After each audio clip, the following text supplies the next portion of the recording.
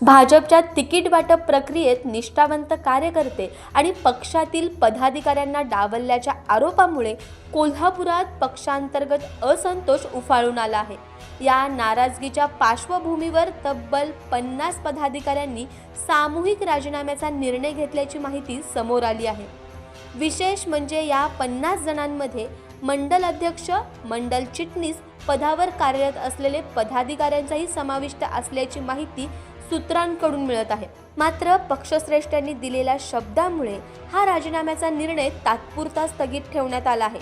तरीही तिकीट वाटपात न्याय न झाल्याची भावना कार्यकर्त्यांमध्ये खोलवर रुजली असून त्यामुळे भाजपच्या अंतर्गत धुसफूस अद्यापही कायम असल्याचे चित्र आहे। जर भाजप नेतृत्वाने या राजीनाम्यावर वेळीच आणि प्रभावी तोडगा काढला नाही तर मोठा असंतुष्टित गट दुसऱ्या पक्षात प्रवेश करण्याची शक्यता नाकारता येत नाही। अशा परिस्थितीत कोल्हापुरात भाजपची संघटनात्मक पकड लक्षणीयरित्या कमकुवत होण्याची दाट शक्यता असून याचा थेट फायदा विरोधी पक्षांना होऊ शकतो। ही स्थिती कायम राहिल्यास आगामी महानगरपालिका निवडणुकीत भाजप समोर गंभीर आव्हान उभे राहू शकते। सध्या तरी राजीनामे थांबले असले तरी पक्षातील असंतोषाचा उद्रेक भाजपसाठी धोक्याची घंटा ठरू शकते।